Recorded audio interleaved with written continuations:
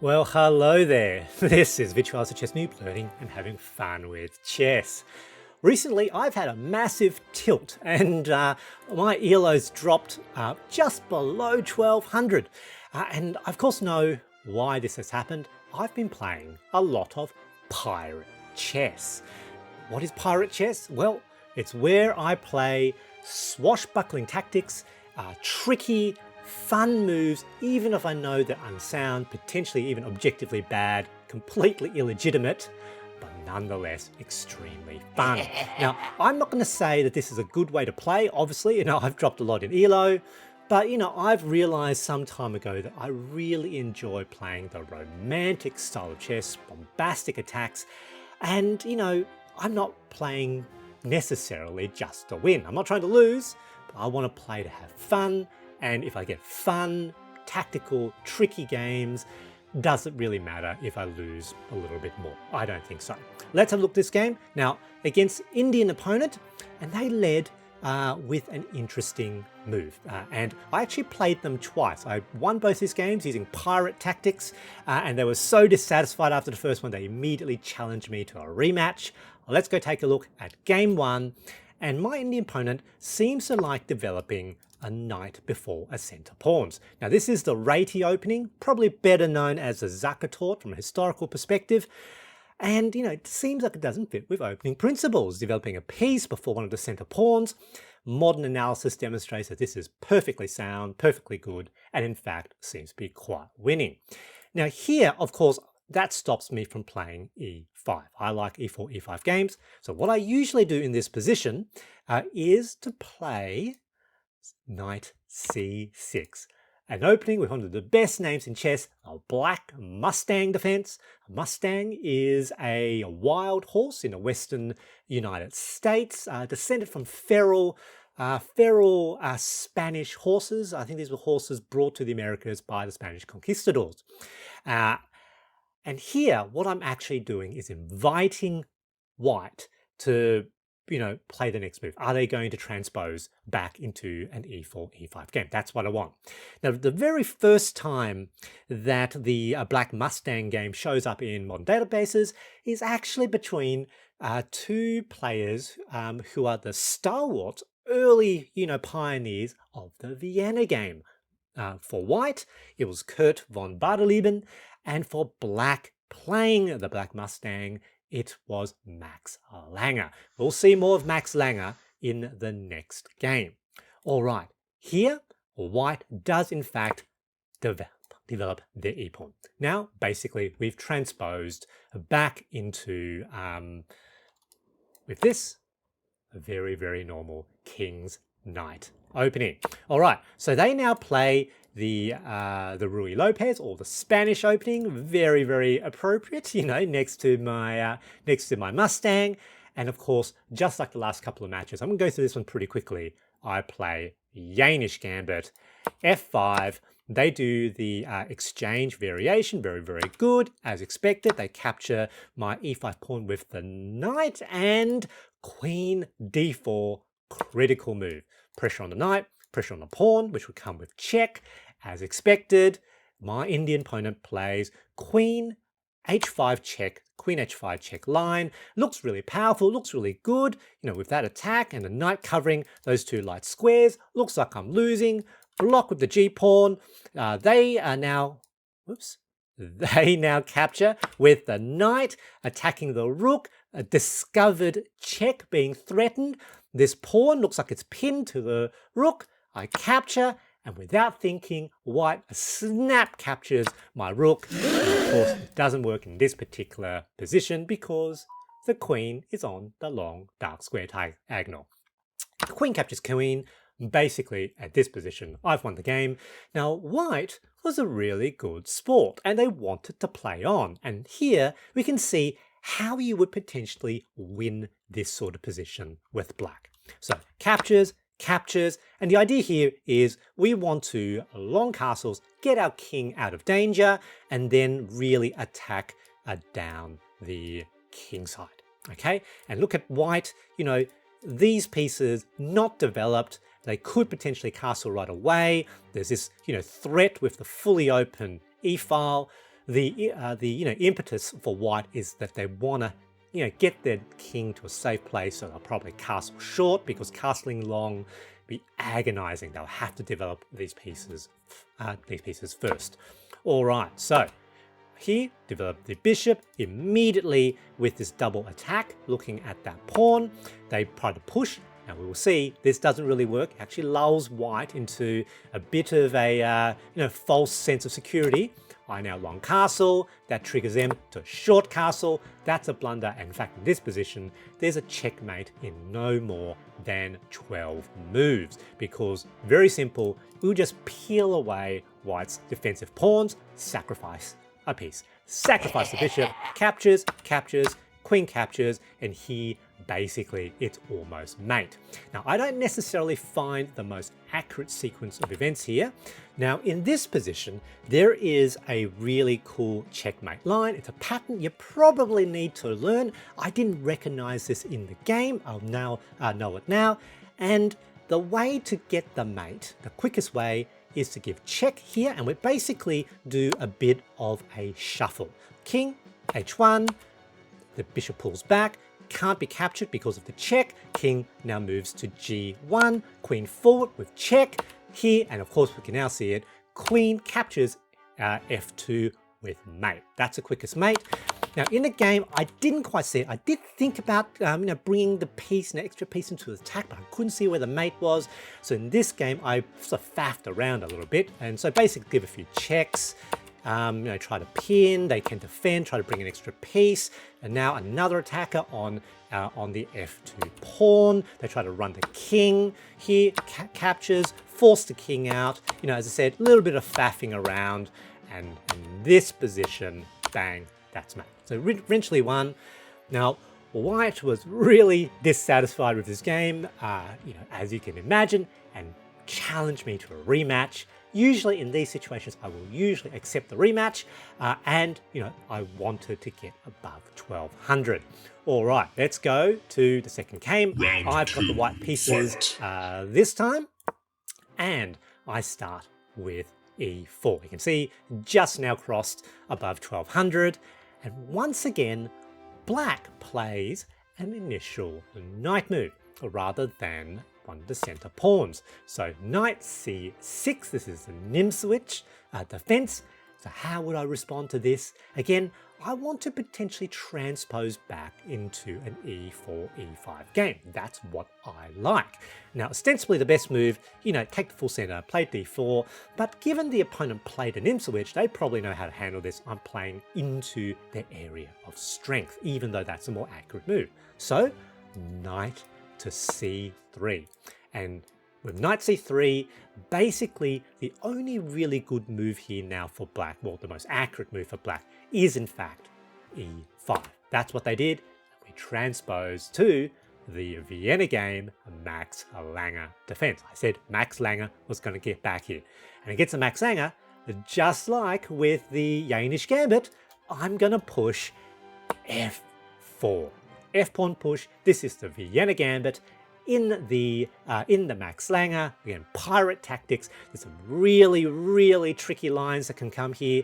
And black really does play like a mirror image of the last game. So here they capture, develop the other knight, and now almost like a Ruy Lopez bishop, but with the opposite side. All right, so here, knight forward, knight to d5, usually a very good square for the queen's knight in the Vienna game. With an attack, it is defended, of course. And now black tries to hold onto the f-pawn with g5. And potentially what they're looking at is pushing the pawn to g4, which looks like it forces my knight to come back. And actually, in this position, that is the best move.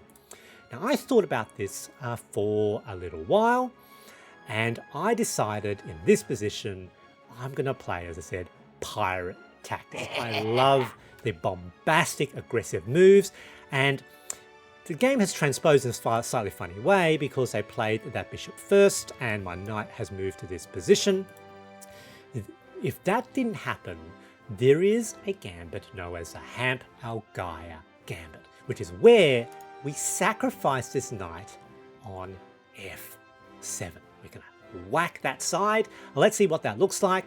The structure begins with h4, they can't take, double defended. They're now going to push with the knight. Yes, attack the knight, looks like it's trapped, but now I push the knight forward. This is the gambit because after either of those pawns, that knight looks like it's trapped, but we're gonna try to take that anyway. They push forward, that's fine.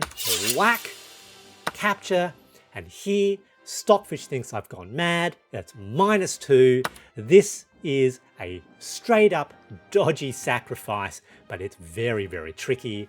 And the logic here behind the idea behind the Algaia gambit or the structure is that they're going to smash open, smash the defenses of the black king on the king side. Look at this. Their courtyard is smashed open.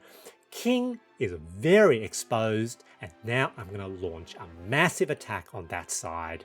And basically, we often either win major material, we chase the king, win material, and if it doesn't work because it is a losing position, we can sometimes wrangle a draw. Oh, that is a tactical approach here. Illegitimate, very, very fun. Let's see what happens now. Okay, they move here. So, captures first, because the idea is I want to clear those two squares so that I've got access to my queen, for my queen to enter the fray. All right, they push forward. All right, what should I do? The interesting thing here now is that it's almost equal. You can see black is only very slightly ahead, and Stockfish's, recommendations are kind of what I would consider to be boring, losing moves. So from Stockfish's position, they can see that black, if playing very accurately, perfectly, can defend against the attack.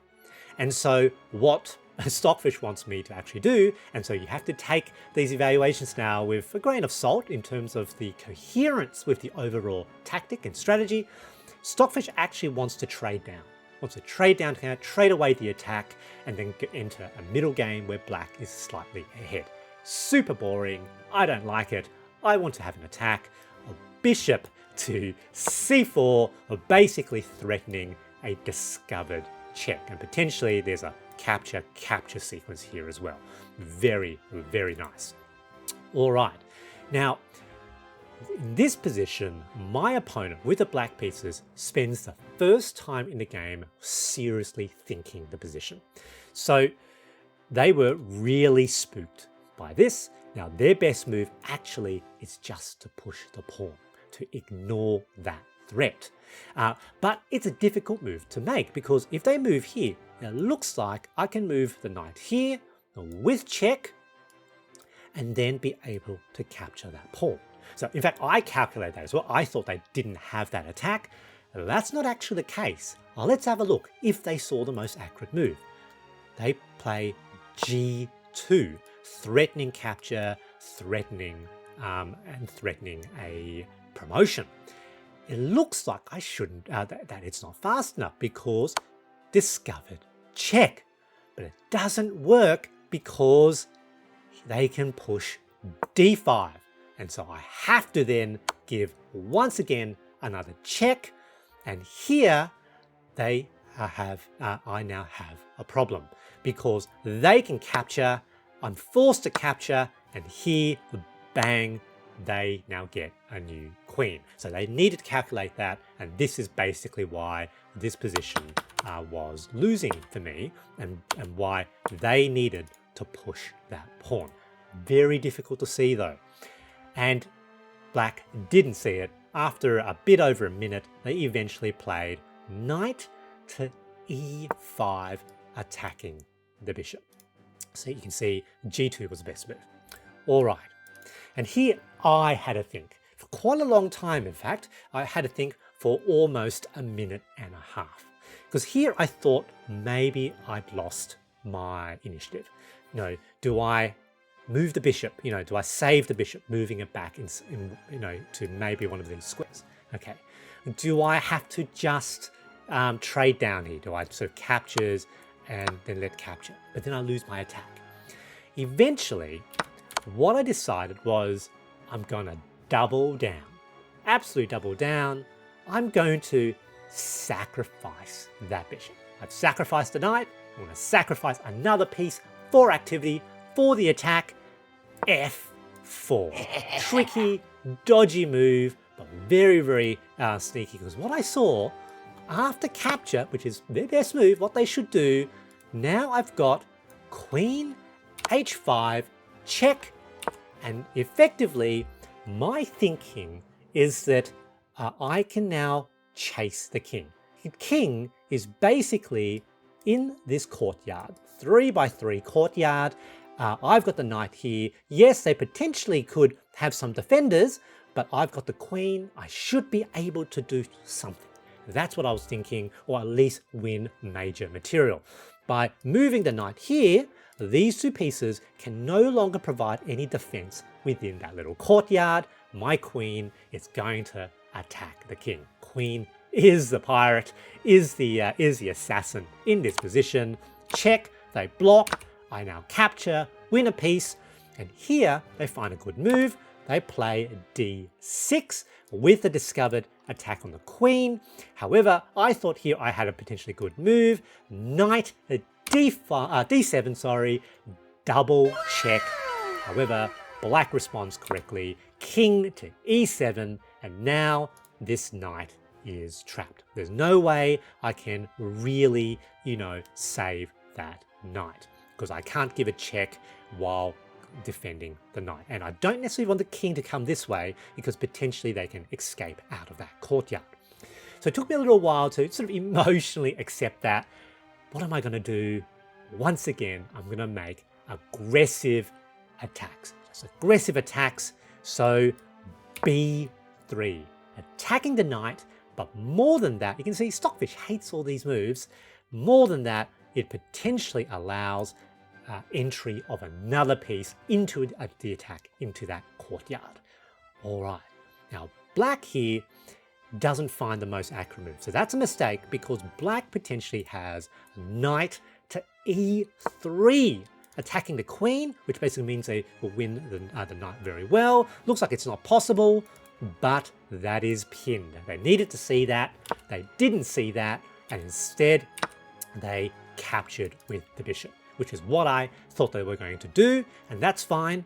King still within this courtyard, so my goal potentially is still, is it possible to wrangle a draw? Stockfish doesn't think so, thinks I'm completely losing. Let's see what happens though. This is now like a dance of death. So basically, king is in the courtyard, my queen is there, check, move, check, move, check, and here black makes the wrong move. They played here, here, here. They were moving in a triangular fashion, but that was a mistake. The goal for the queen is to get closer and closer to the king to try to win.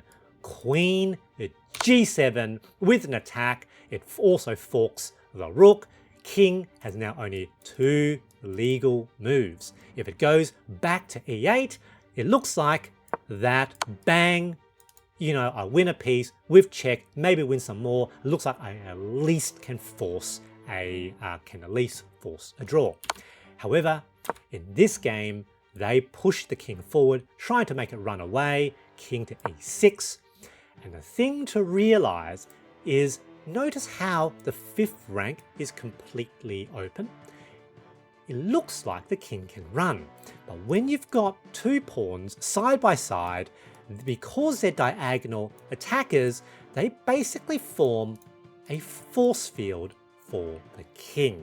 So this is blocked for the king. It is a closed courtyard, even though it looks like maybe they can run this way. This was why it was very important that I didn't allow the king to run out through a side door. And in this position, can you see the mate? Did you see it? Pirate chess, really fun, bombastic, aggressive, unsound attacks, and I get rewarded with an absolutely lovely, illegitimate win, which is a win with pawn checkmate. Pawn f5, good game, GG.